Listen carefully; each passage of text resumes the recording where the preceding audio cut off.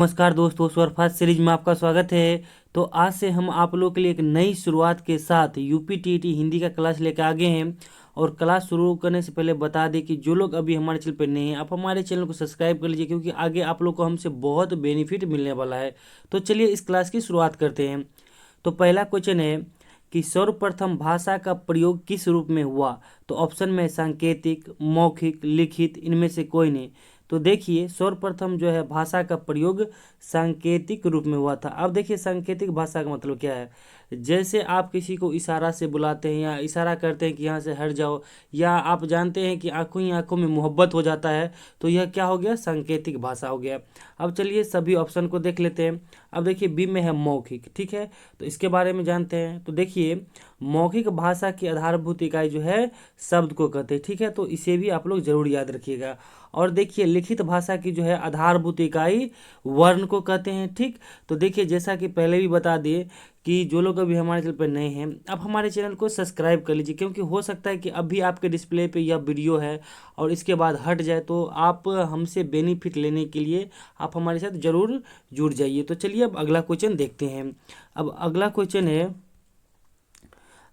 है कि जो शब्द किसी शब्द के पीछे लगाकर एक नया शब्द बनाते हैं उसे क्या कहते हैं। तो ऑप्शन में संधि, प्रत्यय, उपसर्ग, समास। तो देखिए आपको बता देते हैं कि प्रत्यय जो है शब्द के पीछे लगता है और उपसर्ग जो है हमेशा शब्द के पहले लगता है। तो यहाँ यही कहा गया है कि जो शब्द किसी शब्द के पीछे लगाकर एक नया शब्द बनाते हैं उसे क्या कहते हैं। तो इसका सही उत्तर क्या हो जाएगा, तो प्रत्यय। और आपको बता दें कि उपसर्ग जो है हमेशा शब्द के पहले लगता है, ठीक। अब देखिए कुछ संधि के बारे में भी जान लेते हैं। तो देखिए संधि के कितने प्रकार होते हैं, 3 प्रकार होते हैं। कौन कौन, स्वर संधि, व्यंजन संधि, विसर्ग संधि। अब देखिए डी में है समास, इसके बारे में भी कुछ जान लेते हैं। तो देखिए समास के जो है मुख्यतः 6 भेद होते हैं। कौन कौन, अव्ययीभाव समास, तत्पुरुष समास, कर्मधारय समास, द्वंद्व समास, द्विगु समास और बहुव्रीहि समास। तो देखिए यह जो है आपका पूरा बेसिक लेवल से क्लास है। हो सकता है कि आने वाले 1.5-2 महीना में आपका एग्जाम हो जाए, तो इसीलिए हम कोशिश करेंगे कि 4 से 5 क्लास पूरा बेसिक का दे, और उसके बाद पूरा हम आपके एग्जाम के दृष्टिकोण से पूरा प्रैक्टिस करा देंगे, चाहे हिंदी का हो या पर्यावरण का हो या बाल विकास का हो, सभी का क्लास देंगे। बस आप हमारे साथ जुड़ जाइए। अब चलिए अगला क्वेश्चन देखते हैं। अगला क्वेश्चन है कि सेवा सदन के लेखक कौन है। तो ऑप्शन में प्रेमचंद, कालिदास, रामधारी सिंह दिनकर, सूरदास। तो देखिए सेवा सदन के जो है लेखक कौन है, प्रेमचंद जी है। और भी जो है प्रेमचंद जी के हम कुछ कृतियां देख लेते हैं।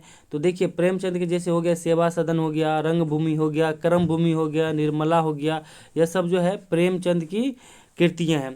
अब देखिए कालिदास जी के बारे में जान लेते हैं। इनकी कुछ पुस्तक है, जैसे अभिज्ञान शाकुंतलम, ऋतुसंहारम, मेघदूतम, ये सब जो है कालिदास की पुस्तक है। अब सी में है रामधारी सिंह दिनकर, इनके भी कुछ पुस्तकें देख लेते हैं, जैसे हो गया कुरुक्षेत्र, उर्वशी, रसीम रथी। अब डी में है सूरदास। तो देखिए सूरदास का पुस्तक है सूरसागर हो गया, साहित्य लहरी, यह सब जो है सूरदास की पुस्तकें हैं। अब चलिए अगला प्रश्न देखते हैं। अगला प्रश्न है कि हिंदी भाषा के बोलियों की मूल संख्या कितनी है। तो ऑप्शन में 5, 18, 22, इनमें से कोई नहीं। तो देखिए हिंदी भाषा के बोलियों की मूल संख्या जो है 18 है, और हिंदी भाषा के उपबोलियों की संख्या जो है आपको 5 है, ठीक है। जैसा कि आप सही सुने कि हिंदी भाषा के बोलियों की मूल संख्या जैसा कि 18 हो गया, और उप बोलियों की संख्या है 5।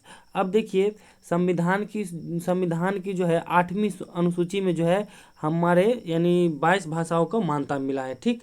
अब चलिए अगला क्वेश्चन देखते हैं। अगला क्वेश्चन है कि संसार का सबसे बड़ा महाकाव्य कौन है। तो ऑप्शन में रामायण, महाभारत, गीतांजलि, इनमें से कोई नहीं। तो देखिए संसार का सबसे बड़ा महाकाव्य जो है आपको महाभारत है। अब सभी के बारे में जान लेते हैं। अब देखिए रामायण के रचयिता कौन है, तो महर्षि वाल्मीकि है। और महाभारत के रचयिता कौन है, तो वेद व्यास है। और गीतांजलि के रचयिता कौन है, तो रविंद्रनाथ टैगोर हैं। अब चलिए अब अगला क्वेश्चन है कि निम्न में से महाप्राण वर्ण है। तो ऑप्शन में क, थ, च, ज। तो देखिए इसमें आपको बताते हैं कि महाप्राण वर्ण कौन है। तो आप लोग सुने होंगे कि अल्प प्राण और महाप्राण। तो पहले देखिए महाप्राण के बारे में जान लीजिए। देखिए किसी भी आपको जैसे क वर्ग हो गया, च वर्ग हो गया या ट वर्ग हो गया, तो जिसमें भी देखिए जो वर्ण जो है सम स्थान पर है, जैसे यानी क ख ग घ आराम में देखिए जैसे दूसरा स्थान पे ख आता है और चौथा स्थान पे जो है घ आता है। तो महाप्राण में होता है कि जो दूसरे और चौथे स्थान पे आए वह जो है महाप्राण कहलाता है, और अल्प प्राण में होता है कि जो पहले, तीसरे और पांचवा स्थान पर आता है वह जो है आपको अल्प प्राण कहलाता है। जैसे क हो गया, घ ग हो गया और अरा हो गया। ठीक है, आप ऐसे भी कह सकते हैं जैसे यहाँ महाप्राण है, तो महाप्राण जो है आपको सम स्थान पे आता है और अल्प प्राण जो है विषम स्थान पे आता है। तो इसमें देखिए कौन जो है आपको सम स्थान पे है, यानी महाप्राण जो है सम स्थान पे होगा। देखिए क जो है पहला स्थान पर होगा, यह भी नहीं होगा। थ जो है आपको दूसरा स्थान पर, तो इसका सही उत्तर क्या हो जाएगा, थ हो जाएगा। और चौ भी पहला स्थान पर है और जौ जो है आपको चौथा स्थान पे। ठीक है, तो यह सब जो है नहीं होगा, तो इसका सही उत्तर क्या हो जाएगा, थो हो जाएगा। ठीक, अब चलिए अगला प्रश्न देखते हैं। अगला प्रश्न है कि मन के हारे हार है, मन के जीते डॉट डॉट। तो देखिए यहाँ जो है खाली स्थान में क्या भराएगा, तो आप लोग कहावत सुने होंगे कि मन के हारे हार है, मन के जीते, तो ऑप्शन में गीत, प्रीत, मीत, जीत। तो देखिए सुने होंगे कहावत कि मन के हारे हार है और मन के जीते जीत, तो इसका सही उत्तर क्या हो जाएगा, डी नंबर। अब चलिए अगला प्रश्न देखते हैं। अगला प्रश्न है कि निम्न में कौन द्विगु समास है, तो ऑप्शन में है राधा कृष्ण, चतुरानन, नवग्रह, अच्छा बुरा। तो देखिए इसमें जो है द्विगु समास कौन हो जाएगा, तो देखिए पहले हम लोग समास के बारे में जानते हैं।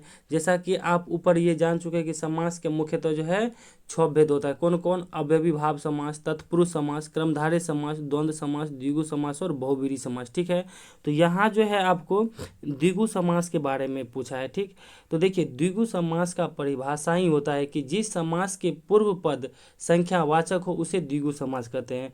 तो देखिए इसमें जो है सी नंबर में है नवग्रह। ठीक है, तो देखिए नवग्रह यानी नौ ग्रह का समाहार, नौ जो हो गया आपको संख्यावाचक हो जाता है। ठीक है, तो आपके इसके परिभाषा से ही आप इसका उत्तर दे पाएंगे। ठीक है, वैसे भी देखिए आपको दे देगा परिभाषा और पूछ देगा कि यह किस समास का परिभाषा है, तो आप परिभाषा भी जरूर याद रखेंगे।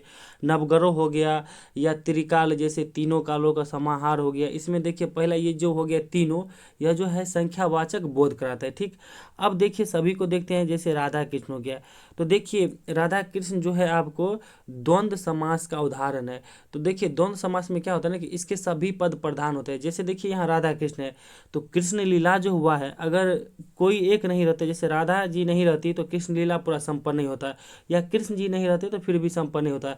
या फिर यहाँ जैसे अच्छा बुरा है, ठीक है, अच्छाई के साथ हमेशा बुराई रहता है या बुराई के साथ हमेशा अच्छाई यानी मिल के रहता है।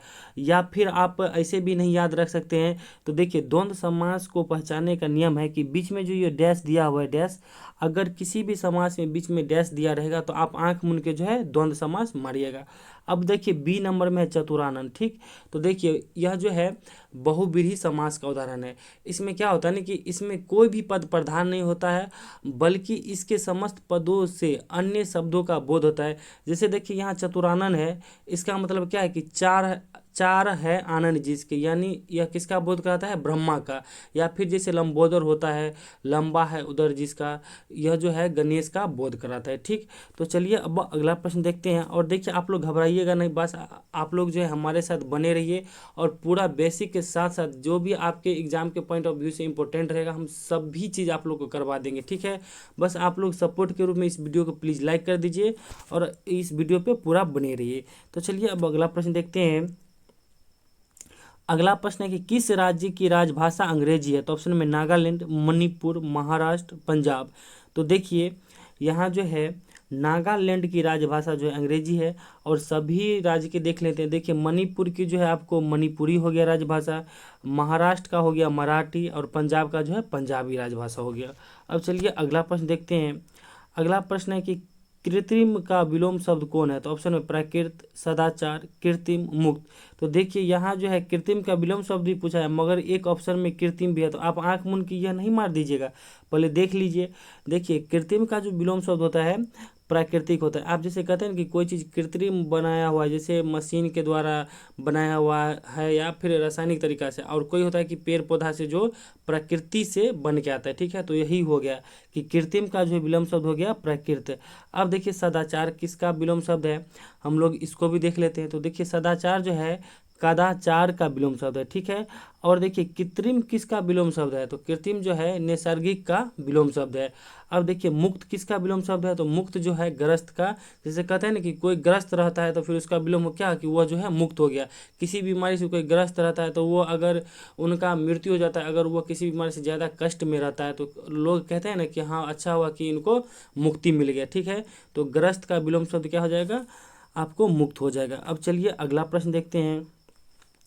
अगला प्रश्न है कि प्रत्येक वाक्य की समाप्ति पर लगता है, तो ऑप्शन में अल्प विराम, पूर्ण विराम, प्रश्नवाचक चिन्ह कोई नहीं। तो देखिए प्रत्येक वाक्य की समाप्ति पर जो है आपको लगता है पूर्ण विराम, ठीक है। अब देखिए अल्प विराम, जैसे आप यदि किसी वाक्य को लिखते हैं आप अपने नोटबुक में, तो बीच में रुकते हैं या फिर नाश्ता करने चल जाते हैं या पूरा आपको नहीं होता है, तो वहाँ जो है अल्प विराम छोड़ के यानी अल्प विराम लिख के छोड़ देते हैं, ठीक है। तो फिर भी आप जो वाक्य आपका समाप्त नहीं होता है। या फिर यदि आप प्रश्नवाचक चिन्ह रहते लिखते हैं तो इसका मतलब ये हुआ कि आप जो है अभी संशय में है, जब तक हमें हमारे प्रश्न का जवाब नहीं मिलेगा तब तक पूरा आगे हम लिखेंगे नहीं, फिर भी आप रुके रहते हैं। अगर जब आपका जो है पूरा वाक्य समाप्त होता है तब आप क्या लगाते हैं, पूर्ण विराम लगाते हैं, ठीक। अब चलिए अगला प्रश्न देखते हैं। अगला प्रश्न कि निम्न में कौन व्यक्तिवाचक संज्ञा नहीं है, तो ऑप्शन में रामायण, लखनऊ, औरत, गंगा। तो देखिए पहले तो यह जान लेंगे कि व्यक्तिवाचक संज्ञा कौन सा है, ठीक है। तो खुद एक ऑलरेडी निकल जाएगा व्यक्तिवाचक संज्ञा नहीं है। तो देखिए रामायण जो है आपको व्यक्तिवाचक संज्ञा है। यदि इसके जगह जैसे आपको रहता है क्या महाकाव्य रहता, तो देखिए महाकाव्य में जैसे हो गया महाभारत, हो गया रामायण, यह सब जो है आपको एक अलग अलग हो गया, ठीक है, तो व्यक्तिवाचक हो गया। अगर यहीं जो है आपको महाकाव्य रहता तब फिर वो जातिवाचक संज्ञा होता। तो यह जो है रामायण क्या हो गया, व्यक्तिवाचक है। अब देखिए लखनऊ यह एक राजधानी है, या फिर पटना भी एक राजधानी है, ठीक है, महाराष्ट्र भी जो है एक राजधानी है। तो उसी के जगह अगर लखनऊ की जगह राजधानी रहता तो फिर जो है आपको क्या हो जाता, जातिवाचक हो जाता। मगर लखनऊ क्या है, एक व्यक्तिवाचक संज्ञा है। अब देखिए गंगा, यह जो है एक नदी का नाम है। अगर यहाँ जो है नदी रहता तब फिर हो जाता आपको जातिवाचक, मगर गंगा क्या है, एक व्यक्तिवाचक संज्ञा है। अब देखिए औरत, ठीक है, तो इसका सही उत्तर क्या हो जाएगा, औरत, ठीक है। तीनों तो छट गया, अब सही उत्तर औरत हो गया। अब औरत कैसे हो गया, तो देखिए औरत है एक जाति का बोध कराता है। अब औरत में जैसे हो गया रमा हो गया, शीला हो गया, आरती हो गया, गौरी हो गया, यह सब जो है आपको क्या है, व्यक्तिवाचक संज्ञा हो गया। मगर यहाँ जो है आपको यह जो है औरत जातिवाचक संज्ञा है, ठीक। तो चलिए अब अगला प्रश्न देखते हैं। अगला प्रश्न है कि वह स्त्री जिसका कोई संतान ना हो, तो ऑप्शन में बांझ, कुल्टा, विधवा, अप्रसूता। तो देखिए वो स्त्री जिसका कोई संतान ना हो वह जो है बांझ कहलाता है। अब देखिए कुल्टा किसे कहते हैं, जो स्त्री मतलब आचरण विहीन हो उसे कुल्टा कहते हैं, या समाज अपने अनुसार किसी भी स्त्री को गलत ठहरा के जो उसे कुल्टा कर देता है। और जिस स्त्री के पति जो है स्वर्गवास हो जाए वह स्त्री जो है विधवा कहलाता है। और अप्रसूता, अब देखिए जब तक किसी महिला को शादी नहीं हुआ या फिर वह कुमारी लड़की है, उनका जो है अभी तक संतान नहीं हुआ है मगर आगे जो है संतान होने की संभावना है, तो वह जो है अप्रसूता कहलाता है। अब चलिए अगला प्रश्न देखते हैं। अगला प्रश्न है कि निम्न में कौन स्त्रीलिंग शब्द है, तो ऑप्शन में है सोना, हिमालय, डल झील, सोमवार। तो देखिए इसमें जो है स्त्रीलिंग शब्द कौन है, आपको डल झील है। अब डल झील कैसे है आपको बताते हैं। जितने भी झीलों के नाम है, या डल झील हो गया, विक्टोरिया झील हो गया, या लोनार झील हो गया, यह सब जो है स्त्रीलिंग शब्द है। अब देखिए सभी ऑप्शन को देख लेते हैं। जैसे सोना हो गया, देखिए तो यहाँ क्या होता है ना कि जितने भी धातुओं के नाम है, जैसे तांबा हो गया, लोहा हो गया, सोना हो गया, पीतल हो गया, कांसा, यह सब जो है आपको पुल्लिंग शब्द है। या जितने भी पर्वतों के नाम है, जैसे हिमालय हो गया, एंडीज हो गया, सह्याद्री हो गया, विंध्याचल हो गया, यह सब जो है पुल्लिंग शब्द है। या फिर जितने भी दिनों के नाम है, जैसे सोमवार, मंगलवार, बुध, यह सब जो है आपको क्या है, पुल्लिंग शब्द है, ठीक। और जितने भी स्त्रीलिंग पुल्लिंग हैं हम सभी आने वाले में ये वीडियो में हम सभी करा देंगे, बस आप लोग हमारे साथ रेगुलर बने रहिए, ठीक। अब देखिए अगला क्वेश्चन है कि आधुनिक युग की मीरा किसे कहा जाता है, तो ऑप्शन में महादेवी वर्मा, अरुंधति राय, सरोजिनी नायडू, निर्मला दत्ता। तो देखिए इस प्रश्न का जो है आंसर आप लोग कमेंट बॉक्स में दीजिएगा, क्योंकि देखिए आप लोगों का परीक्षा होने वाला था मगर किसी कारण बस आप देखिए जो भी कारण हुआ परीक्षा रद्द हो गया, ठीक है। तो आप लोग का तैयारी तो पहले से था मगर हम ये बेसिक क्लास लेकर आए हैं, तो इस प्रश्न का आंसर जो है आप लोग कमेंट बॉक्स में हमें ज़रूर दीजिएगा। और प्लीज़ अपने दोस्तों में यह वीडियो को जो है ज़्यादा से ज़्यादा शेयर कीजिएगा। और तो चलिए, thank you all the best, और हमारे साथ बने रहिए। Thank you.